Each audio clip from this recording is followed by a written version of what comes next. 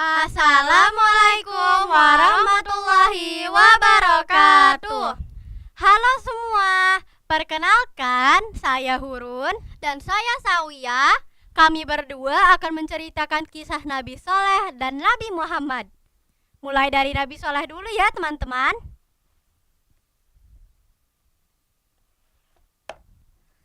Pernahkah teman-teman melihat unta? Yang pernah ke Arab pasti pernah lihat kan? Biasanya unta lahir dari perut induk unta. Namun kali ini ada unta yang berbeda. Unta tersebut lahir dari bukit batu yang terbelah. Wah, keren ya. Unta itu hidup pada zaman Nabi Soleh. Penasaran dengan ceritanya kan? Yuk kita simak. Nabi Soleh hidup bersama suku Samud. Suku Samud hidup di daerah subur.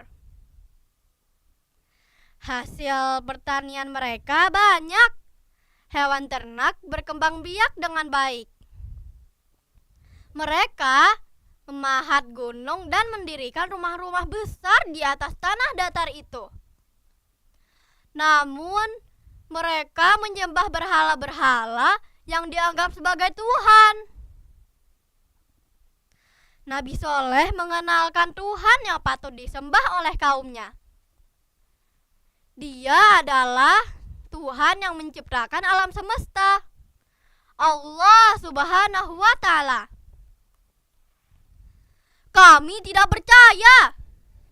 Begitu kata suku Samud ketika mendengar ajakan dari Nabi Soleh. Nabi Soleh tidak patah semangat. Beliau terus berdakwah hingga akhirnya memiliki pengikut. Walaupun jumlahnya sangat sedikit, suku Samud tetap keras kepala.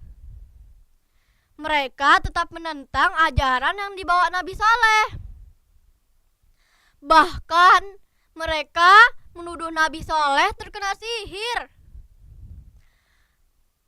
Suatu hari, suku Samud menantang ajaran Nabi Soleh dan menantang Nabi Soleh untuk menunjukkan bukti ajarannya. Nabi Soleh menyanggupi ajaran mereka. Setelah mereka berjanji akan mengikuti ajaran Allah. Lalu Nabi Soleh berdoa kepada Allah. Tiba-tiba batu besar di depannya terbelah. Seekor unta betina yang besar keluar dari batu itu. Suku Samud kaget melihat unta tersebut. Kemudian Nabi Soleh mengingatkan mereka untuk tidak mengganggunya. Jika mereka mengganggu unta tersebut, Allah akan menurunkan azab kepada suku Samud. Kisah unta ini tercantum pada Al-Quran. Ayat surah Asy-Syu'ara, surah ke-26, ayat 155 sampai 159. Kehadiran unta itu disambut dengan baik oleh mereka.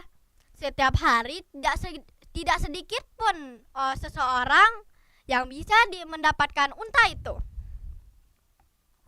Namun ada sebagian orang yang tidak suka terhadap unta itu. Mereka adalah orang-orang yang tidak menyukai Nabi Soleh. Akhirnya mereka pun berunding untuk menyakiti unta tersebut. Unta itu harus dilenyapkan, kata mereka. Esok harinya mereka bersembunyi di tempat yang biasa dilalui oleh unta tersebut. Ketika unta itu lewat, mereka pun menyakitinya. Betapa senangnya suku Samud mendengar kematian unta itu. Kemudian mereka mendatangi Nabi Soleh dan menagih ancaman yang dijanjikan jika menagih unta tersebut. Nabi Soleh mengingatkan lagi akan ada bencana yang diturunkan oleh Allah. Namun suku Samud tidak percaya. Suku Samud tidak peduli apapun yang dikatakan oleh Nabi Soleh.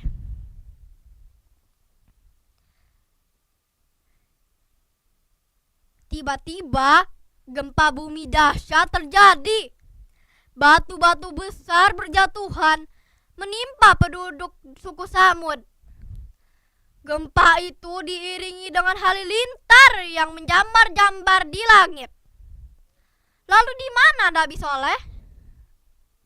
Sehari sebelum bencana, Nabi Soleh dan pengikutnya berangkat ke Palestina.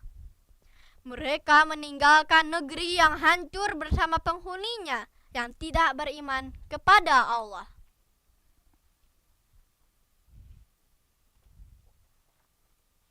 Sekian cerita dari Sawiyah, kita sambung ke Nabi Muhammad yang akan diceritakan oleh Hurun. Terima kasih sudah mendengarnya.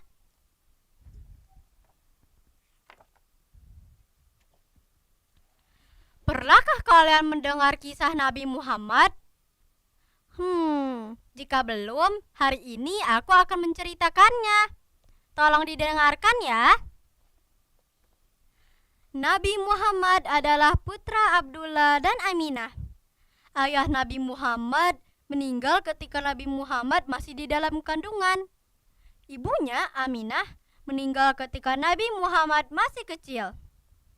Kemudian, Nabi Muhammad pun diasuh oleh kakeknya, Abdul Muthalib. Namun, itu pun tidak lama. Beberapa tahun kemudian, Abdul Muthalib meninggal dunia. Selanjutnya, Nabi Muhammad diasuh oleh Abu Thalib, pamannya. Ketika berumur 12 tahun, Nabi Muhammad diajak Abu Thalib berdagang ke Syam. Di perjalanan, Abu Thalib bertemu dengan pendeta Nasrani yang bernama Buhairah. Pendeta itu melihat tanda-tanda khusus di dalam diri Nabi Muhammad. Abu Thalib dinasihati supaya membawa keponakannya kembali ke Makkah. Abu Thalib pun segera menyelesaikan dagangannya dan kembali ke Mekah. Setelah dewasa, Nabi Muhammad hidup mandiri. Beliau bekerja dengan seorang janda yang bernama Khadijah. Karena kejujuran Nabi Muhammad, dagangan Khadijah semakin berkembang. Tentu saja, hal ini membuat Khadijah semakin senang kepada Nabi Muhammad. Suatu hari, melalui pembantunya, Khadijah menyatakan keinginannya untuk menikah dengan Nabi Muhammad. Khadijah dan Nabi Muhammad pun menikah. Saat itu, Nabi Muhammad berusia 25 tahun dan Khadijah berusia 40 tahun. Masya Allah. Nabi Muhammad merupakan orang yang cerdas, halus perasaannya, dan kuat daya ingatnya. Beliau merenungkan segala kejadian yang menimpa dirinya, masyarakatnya, dan negerinya. Untuk itu, beliau memilih tempat menyendiri di sebuah gua kecil bernama Hira. Di sana, Nabi Muhammad mendekatkan diri kepada Allah.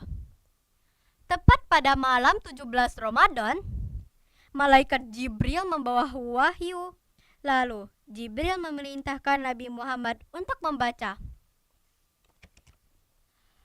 Bacalah dengan menyebut nama Tuhanmu yang menciptakan.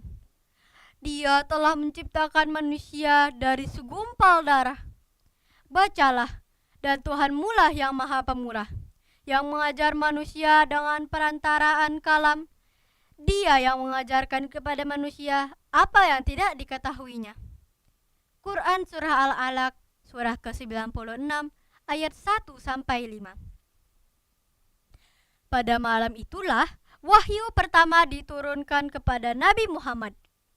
Pada saat ini pula Nabi Muhammad diangkat sebagai rasul. Sejak itu, Nabi Muhammad mulai berdakwah kepada keluarga dan sahabat-sahabatnya. Dakwahnya dilakukan secara sembunyi-sembunyi, hingga akhirnya Allah memerintahkan Nabi Muhammad untuk berdakwah secara terang-terangan. Sebagaimana firman Allah yang tercantum dalam Al-Quran, Surah Al-Hijr ayat 94. Nabi Muhammad pun mulai berdakwah di tempat-tempat terbuka. Dia mengajak kaumnya dan penduduk Mekah untuk beribadah kepada Allah. Lama-kelamaan, mereka marah mendengar dakwah Nabi Muhammad. Mereka mulai mencemooh dan mengejek dakwah Nabi Muhammad, lalu berusaha menghalang-halangi dakwah beliau. Bahkan ada yang menyakiti para pengikut-pengikutnya. Suatu malam, Rasulullah diisra mi'rajkan oleh Allah Subhanahu wa taala. Rasulullah diperjalankan Isra dari Masjidil Haram ke Masjidil Aqsa di Baitul Maqdis, Palestina. Setelah itu, Rasulullah naik mi'raj ke langit ketujuh, Sidratul Muntaha. Di sini, beliau mendapat perintah salat. Perjalanan jauh ini ditempuh hanya dalam waktu sebagian malam. Maha suci Allah yang telah memperjalankan hambanya pada suatu malam dari Masjidil Haram ke Masjidil Aqsa, yang telah kami berkahi sekelilingnya agar kami perlihatkan kepadanya sebagian dari tanda-tanda kebesaran kami. Sesungguhnya Dia adalah Maha mendengar lagi Maha melihat. Quran Surah Al-Isra ayat ke-1. Kejadian Isra dan Mi'raj membuat suku Quraisy makin tidak percaya. Bahkan, kejadian tersebut dijadikan bahan ejekan oleh suku Quraisy. Semakin hari, suku Quraisy semakin membenci Rasulullah. Mereka pun semakin mengganggu kaum muslim. Rasulullah pun memerintahkan kaum muslim agar berhijrah ke Madinah. Diam-diam para pengikut Rasulullah berhijrah berkelompok-kelompok. Lama-lama mereka berhijrah secara terang-terangan. Kaum Quraisy pun khawatir ajaran Islam menghapus kebiasaan nenek moyang mereka yang sudah turun-temurun. Dakwah Nabi Muhammad akan meluas ke daerah lain. Melihat keadaan itu, para pemuka suku Quraisy berencana untuk menyakiti Rasulullah. Namun, rencana ini terdengar oleh Rasulullah. Lalu Allah memerintahkan agar Rasulullah berhijrah pada malam hari dan bersembunyi di Gua Sur. Dengan ditemani sahabatnya Abu Bakar, Rasulullah pun pergi menuju Gua Sur. Sementara itu, Ali bin Abi Thalib diperintahkan untuk tidur di kamar Rasulullah. Di pagi hari, kaum Quraisy hanya mendapati Ali bin Abi Thalib. Mereka pun segera mencari Nabi Muhammad. Atas perlindungan Allah, kaum Quraisy tidak dapat menemukan Nabi Muhammad. Setelah suasana cukup aman, Nabi Muhammad dan Abu Bakar keluar dari tempat persembunyian. Mereka berangkat ke Madinah. Ali bin Abi Thalib menyusul kemudian. Nabi Muhammad dan sahabatnya pun disambut penduduk Madinah dengan sukacita. Namun, masih ada pula orang-orang yang ingin melenyapkan Islam, terutama orang Yahudi. Suatu hari, datanglah para utusan kabilah-kabilah Arab kepada Rasulullah.